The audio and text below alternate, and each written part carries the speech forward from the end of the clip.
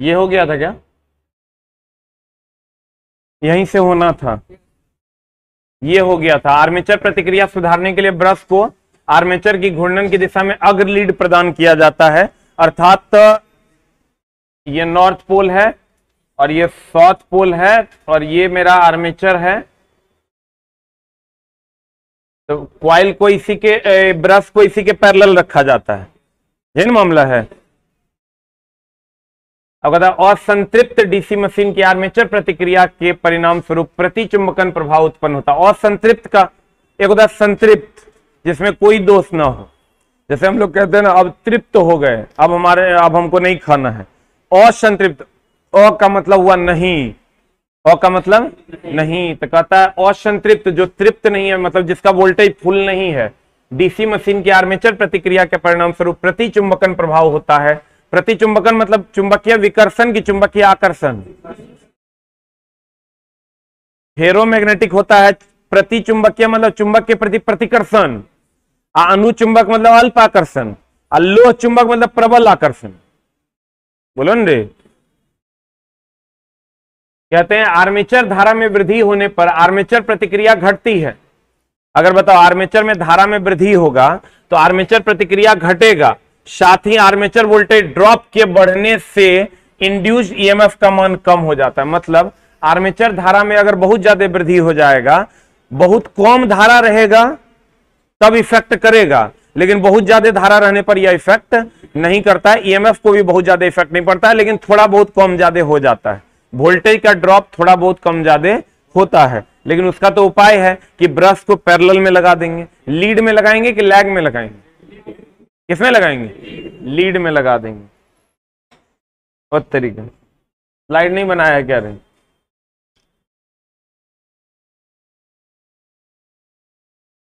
अरे उसको बोलो स्लाइड देने के लिए। देखें किताब,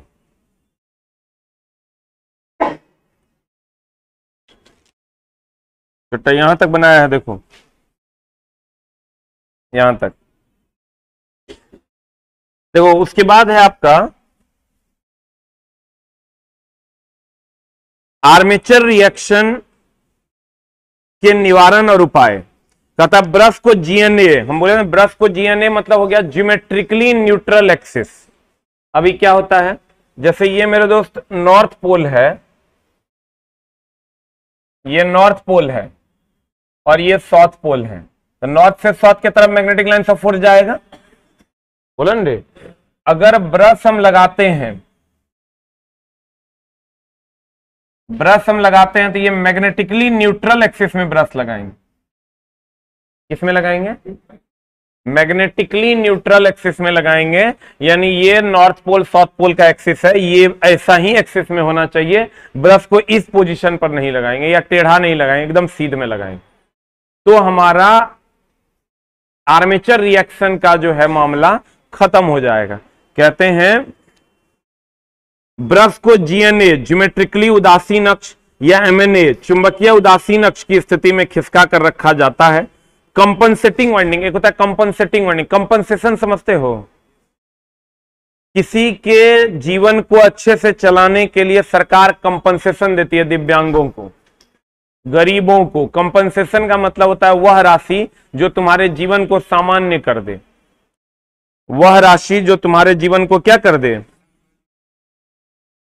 सामान्य कर दे, उसे हम कंपनसेशन कहते हैं। यहां भी कंपनसेटिंग वाइंडिंग का मतलब यही है, यहां भी कंपनसेटिंग वाइंडिंग का मतलब है कि वह वाइंडिंग जो सभी दोषों के निवारण के लिए एक्स्ट्रा में लगाया जाता है, उसी को हम कंपनसेटिंग वाइंडिंग कहता है। गौर फरमाइएगा। कंपनसेटिंग वाइंडिंग का प्रयोग करके आर्मेचर प्रतिक्रिया को कम करते हैं। अतिरिक्त एम्पियर टर्न्स, वर्तन का मतलब होता है टर्न्स, यानी अब बताओ जितना हमारा रिएक्शन से लॉस होगा उसके एवज में हम और ज्यादा वाइंडिंग कर देंगे, कंपनसेट करने के लिए और ज्यादा वाइंडिंग कर देंगे, तो मेरा ईएमएफ बरकरार नहीं रह जाएगा। मान लो यहां से 2 एम्पियर का हमको लॉस होता है, और 2 एम्पियर करंट और ज्यादा जनरेट कर देंगे, उसके लिए थोड़ा सा कॉइल्स की संख्या को बढ़ा देंगे, तो हमारा लॉस मैनेज नहीं हो जाएगा। तो कहते हैं कंपनसेटिंग वाइंडिंग का प्रयोग करके आर्मेचर प्रतिक्रिया को कम करते हैं। अतिरिक्त आर्मेचर वर्तन मतलब टर्न्स लगाते हैं। वायु अंतराल बढ़ा देंगे मतलब इसके और इसके बीच में, मैग्नेट और इसके बीच में, आर्मेचर के बीच में अगर गैप बढ़ा देंगे तो इसका जो करंट जाएगा भी तो वो इसको बहुत ज्यादा डिस्टर्ब नहीं करेगा। अरे बगल में रहेगा तब ना डिस्टर्ब करेगा, और गैप बढ़ा देंगे तब। तो कहते हैं आर्मेचर अतिरिक्त वायु अंतराल बढ़ा देंगे। अंतर्ध्रुवन, अंतर्ध्रुवन का मतलब होता है चला इंटरपोल, जिसके बारे में हम आगे पढ़ेंगे, जस्ट आगे इंटरपोल, एक टॉपिक के बाद देखो है इंटरपोल, उसमें हम लोग पढ़ेंगे कि वो स्पार्किंग कैसे कम करता है। उसके बाद कम्यूटेशन। देखो कम्यूटेशन क्या है कि दो कम्यूटेटर, जैसे मान लो कि एक कम्यूटेटर ये है, एक कम्यूटेटर ये है, एक कम्यूटेटर ये है, एक कम्यूटेटर ये है। कम्यूटेटर मतलब स्लिप रिंग की स्प्लिट रिंग, हाँ, तो ये हो गया कम्यूटेटर मतलब स्प्लिट रिंग। स्प्लिट रिंग होगा तो बीच में गैप होगा, स्प्लिट रिंग होगा तो बीच में क्या होगा, गैप होगा। और अगर बीच में गैप होगा और यहां पर तुम ब्रश लगाते हो तो ब्रश जो है हर गैप में स्पार्किंग जनरेट करेगा। अरे सर अगर करंट तार जुड़ा हुआ है तो ठीक है, जोड़ के हटाओगे, जोड़ के हटाओगे तो स्पार्किंग नहीं होगा। तो भैया ये जुटेगा यहां फिर यहां हट जाएगा, यहां जुटेगा फिर यहां हट जाएगा, यहां जुटेगा फिर यहां हट जाएगा, बोलो न रे। तो इसी को कम्यूटेशन कहते हैं। इसी को हम क्या कहते हैं, ये हो गया कम्यूटेटर। कम्यूटेटर से कम्युनिकेशन जो ब्रश का होता है उसी में जो बीच में गैप होता है खंडित होने के कारण, उसके कारण जो स्पार्किंग होता है, इसी को हम कम्यूटेशन कहते हैं। देखो कहता है जनित्र में जब एक ब्रश दो कम्यूटेटर को स्पर्श करता है, देखो ये ब्रश है एगो, आई दो कम्यूटेटर को स्पर्श कर रहा है, पूरा नहीं बनाया है, ये आधा अधूरा काम काहे करता है, अब करके क्या करेगा तू, ठीक है। जनित्र कहता है जनित्र में जब एक ब्रश कम्यूटेटर को सेगमेंट को स्पर्श करता है, ये जो जनित्र में एगो ब्रश है कम्यूटेटर के अलग अलग सेक्शन को स्पर्श करता है, तो उन सेगमेंट से जुड़ी क्वाइल्स शॉर्ट सर्किट हो जाती है। इस शॉर्ट सर्किट से पूर्व, इसके दौरान तथा इसके बाद विद्युत प्रवाह की दिशा में होने वाले परिवर्तन को क्या कहते हैं, कम्यूटेशन। ये जो शॉर्ट सर्किट होता है लगाओ हटाओ में, उसके कारण जो हमें सर विद्युत धारा में परिवर्तन देखने को मिलता है, इसी को हम क्या कहते हैं, कम्यूटेशन। अब इसका उपाय क्या है, कहता है इंटरपोल। इंटरपोल क्या होता है सर, जैसे मान लीजिए कि ये एक पोल है, ये एक पोल है, ये एक पोल है, ये एक पोल है, अलग अलग पोल है। ये दोनों पोल के बीच में एक पोल दे देंगे, तो पोल के बीच में पोल होगा तो इंटरपोल होगा। अगर पोल के बीच में पोल होगा तो उसको क्या कहेंगे, दो पोल के बीच में पोल होगा तो इसको हम कहेंगे सर इंटरपोल। इसकी जो ध्रुवता होगी वो आगामी पोल की ध्रुवता के बराबर होगा। आगामी पोल समझता है, जस्ट आगे वाला पोल की ध्रुवता के बराबर होगा। इंटरपोल देने से मैग्नेटिक लाइन्स ऑफ फोर्स की संख्या बढ़ेगी कि घटेगी, बढ़ेगी। तो ये हमारे लिए सब कुछ पॉजिटिव कर देगा कि सब कुछ नेगेटिव कर देगा, ये सब कुछ हमारे लिए पॉजिटिव कर देगा। कहता है इंटरपोल। मुख्य फील्ड वाइंडिंग, मुख्य फील्ड वाइंडिंग ये और ये हो गया, इसके बीच में दूसरा देंगे। कहता है मुख्य फील्ड वाइंडिंग के बीच स्थापित किए गए छोटे फील्ड पोल्स को, ये जो छोटा फील्ड पोल्स हम लगाते हैं जो फील्ड जनरेट करेगा, उसको हम इंटरपोल कहते हैं। क्या कहते हैं, अब कहते हैं इनके प्रयोग से भी स्पार्किंग कम हो जाएगा। स्पार्किंग क्यों कम होगा, क्योंकि धारा का मान बढ़ जाएगा।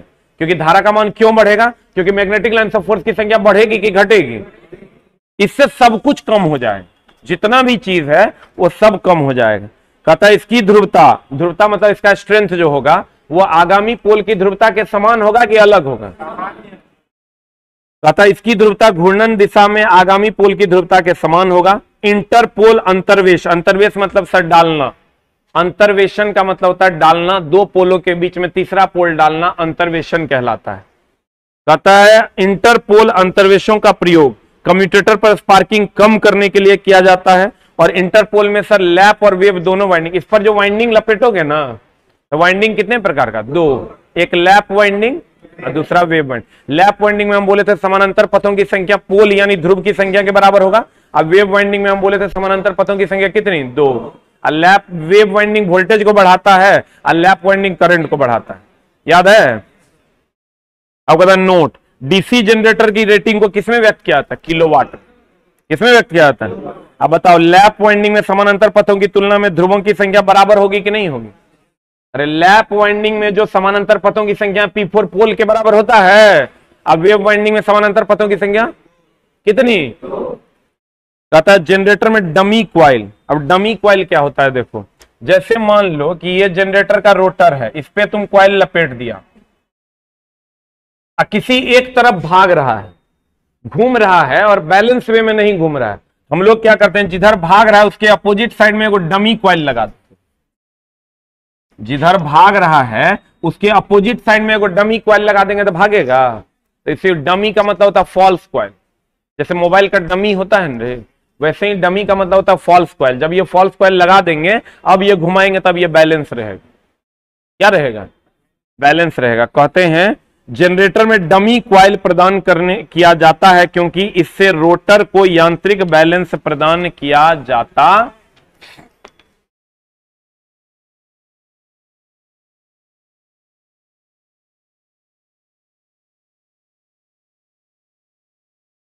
देखो सेचुरेशन समझता है, सेचुरेशन का मतलब होता है महत्तम। सेचुरेशन का मतलब कहता है जब आयरन कोर सेचुरेशन की स्थिति मतलब महत्तम स्थिति में होती है तो शंट जनरेटर में वोल्टेज का निर्माण क्या हो जाता है, रुक जाता है। क्योंकि जब आयरन कोर महत्तम स्थिति में होगा तो वो बहुत अधिक प्रतिरोध जनरेट करता है, और जब प्रतिरोध बहुत अधिक जनरेट करेगा धारा का प्रवाह नहीं होने देगा, इसलिए वोल्टेज का निर्माण क्या हो जाता है, रुक जाता है। कहता है प्रतिकारी, प्रतिकारी मतलब विरोध। प्रतिकारी कुंडली का प्रयोग जब भार में अत्यधिक उतार चढ़ाव होता है तब किया जाता है। इसका प्रतिकारी का मतलब यहाँ कंपनसेटिंग वाइंडिंग से। जब लोड बहुत ज्यादा अप डाउन होगा ना, तो कुछ नहीं करना है, जनरेटर में एक्स्ट्रा वाइंडिंग लपेट देना, ताकि लोड अगर ज्यादा कम भी हो तो एक्स्ट्रा वाइंडिंग से हमको करंट मिलते रहे। कहता है 1 किलोवाट क्षमता के उत्तम प्रकार के जनरेटर की संपूर्ण हानि लगभग कितना वाट होती है, यानी 1 किलोवाट है तो 50 वाट, 5 किलोवाट होगा तो कितना होगा, अरे छोटा 250 वाट होगा। 1 किलोवाट में 50 वाट, तब 250 किलोवाट होगा तो कितना होगा, 5 किलोवाट होगा तो कितना होगा, 250 वाट नहीं होगा।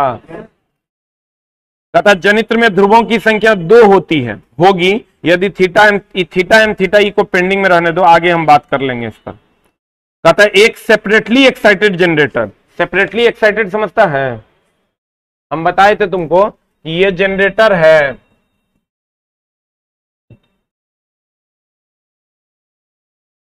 ये लोड है,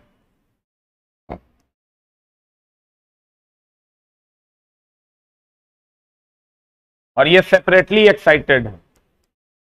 सेपरेटली क्या है, एक्साइटेड है। कहता है जब सेपरेटली एक्साइटेड जनरेटर में क्षेत्र वाइंडिंग स्रोत के साथ कैसे जुड़ा होता है, ये क्षेत्र वाइंडिंग, ये फील्ड वाइंडिंग है, ये स्रोत है, बताओ कैसे जुड़ा है, सीरीज में कि पैरेलल में। अरे फील्ड वाइंडिंग यही ना है, फील्ड को ही क्षेत्र कहते हैं, क्षेत्र वाइंडिंग और ये स्रोत कैसे जुड़ा है, सीरीज में कि पैरेलल में। अरे ये क्षेत्र वाइंडिंग है, ये स्रोत है, ये दोनों कैसे जुड़ा है, सीरीज में कि पैरेलल में, सीरीज में नहीं जुड़ा हुआ है रे। कहता है सेपरेटली एक्साइटेड जनरेटर में क्षेत्र वाइंडिंग स्रोत के साथ श्रृंखला में जुड़ा होता है। इनामेल्ड तार, इनामेल्ड का मतलब होता है स्टील का तार, का प्रयोग विद्युत मोटर में जनित्र ट्रांसफार्मर आदि में किया जाता है। इसे वाइंडिंग वायर और मैग्नेटिक वायर के नाम से भी जाना जाता है। इसका प्रयोग क्षेत्र कुंडली हेतु किया जाता है। ये जो वायर है ना, फील्ड वाइंडिंग यानी क्षेत्र वाइंडिंग जो है, इसके लिए हम लोग इनामेल्ड वाइंडिंग का, इनामेल तार का उपयोग करते हैं। डीसी जनरेटर की गति बढ़ाने पर प्रेरित वोल्टेज बढ़ेगा कि घटेगा। अरे चला, अगर ये नॉर्थ पोल है और ये साउथ पोल है, और जनरेटर ये क्वाइल है, इसकी गति को तुम बढ़ा दोगे तो फ्लक्स ज्यादा कटेगा कि कम कटेगा, ज्यादा कटेगा तो ईएमएफ बढ़ेगा कि घटेगा। कहता है जनित्र में रोटर को डीसी आपूर्ति करता है। देखो ये रोटर है ना, ये डीसी की आपूर्ति करता है, मान लो शंट फील्ड को, इसको, इसका मतलब ये उत्सर्जक है कि अवशोषक है, ये दे रहा है तो उत्सर्जक ना है रे, कहता है डीसी जनित्र में रोटर डीसी आपूर्ति करता है, उसे उत्सर्जक कहते हैं।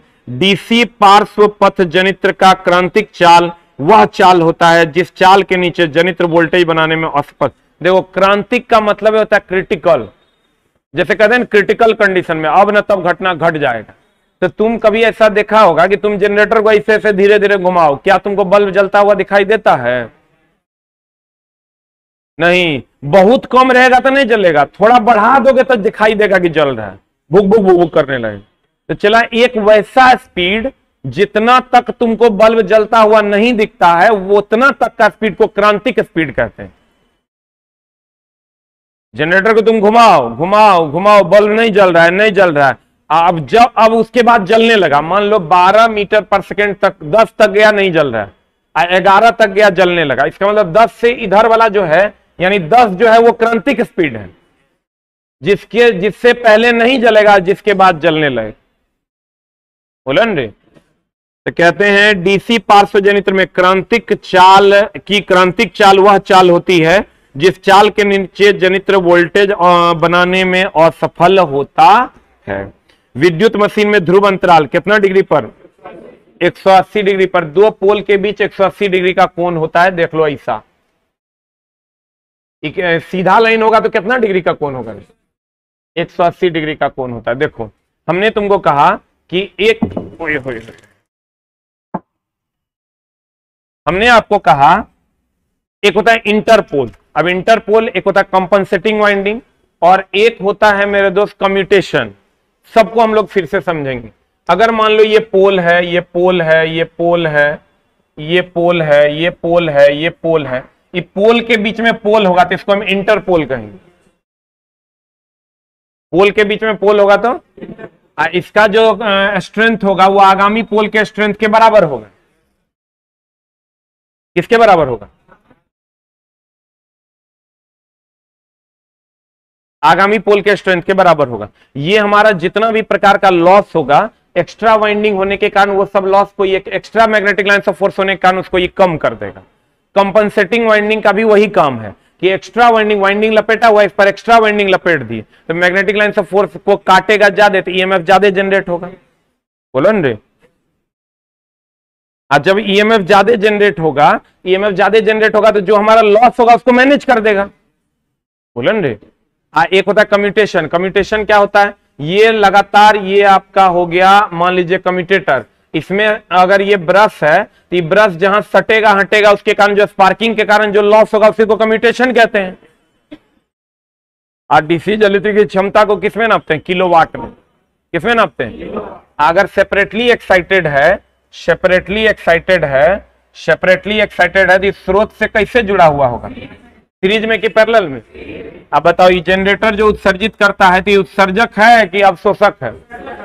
इसका जो आर्मेचर कॉइल है ये उत्सर्जक है कि अवशोषक है? हाँ पक्का ना।